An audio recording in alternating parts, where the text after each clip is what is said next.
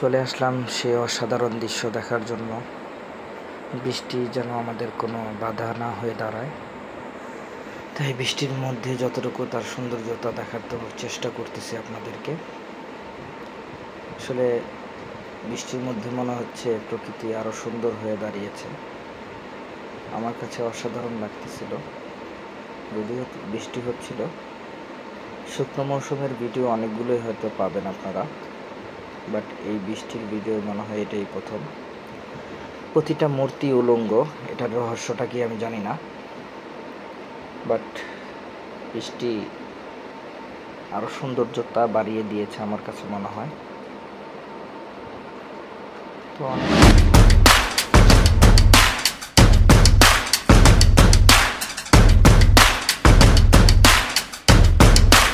এখন আমরা যাচ্ছি ম্যাজিক গার্ডেন দেখার জন্য।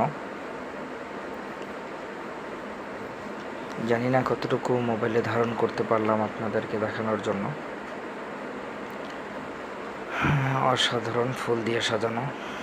এ হচ্ছে ফ্রেঞ্চ ভিলেজ, পাশে হচ্ছে ম্যাজিক গার্ডেন। ফ্লাওয়ার দিয়ে সাজানো পুরো বাগানটাই। তো চারদিকের দৃশ্য আসলে অসাধারণ, নিজের চোখে না দেখলে বোঝা যাবে না। ফুল দিয়ে খুব সুন্দর করে সাজিয়ে রেখেছে চারপাশ। উপর দিয়ে যাচ্ছে কেবল কার। কিছুক্ষণ আগে এই কেবল কারে আমরাও ছিলাম। আর একটু সামনে নিয়ে যাই সৌন্দর্যতা দেখানোর জন্য আপনাদেরকে।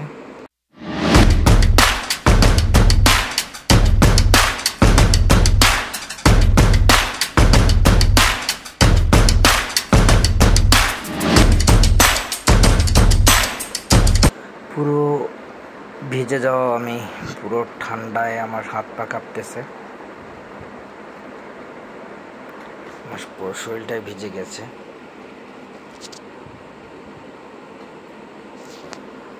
তারপরও এর সৌন্দর্যতা আপনাদের সাথে শেয়ার না করে পারলাম না। এখন চলে যাব সেই গোল্ডেন ব্রিজে। আসলে জার্নিটা যত বড়ই হোক না কেন, যখন নিজের চোখ দিয়ে গোল্ডেন ব্রিজ বা অনেকে হ্যান্ড ব্রিজ বলি, এই ব্রিজটা দেখার পরে কার কেমন লেগেছে জানি না, আমার পুরো জার্নির ক্লান্তিটাই দূর হয়ে গিয়েছে। আর বৃষ্টির কারণে সবচেয়ে বড় ফ্যাসিলিটি হচ্ছে আমি লোকজন কম পেয়েছি। অনেক ভিডিওতে দেখেছি অনেক লোক এখানে থাকে। আমি পায়ে হেঁটে পুরো ব্রিজটা আপনাদেরকে দেখানোর চেষ্টা করব।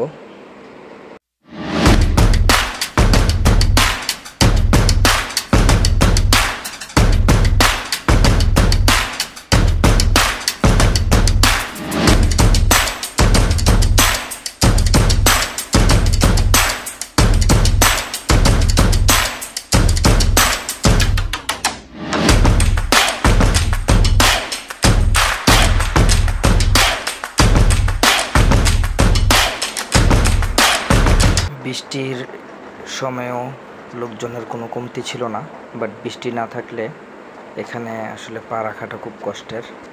অনেক লোক সর্বদাই থাকে, সবাই সবার পছন্দের জায়গার মধ্যে ভিয়েতনামের সবচেয়ে সুন্দর জায়গা আমি মনে করি গোল্ডেন ব্রিজ আমার দেখায়। তো পায়ে হেঁটেই পুরো ব্রিজটা আপনাদের সাথে শেয়ার করলাম। তো যারা যেতে চান,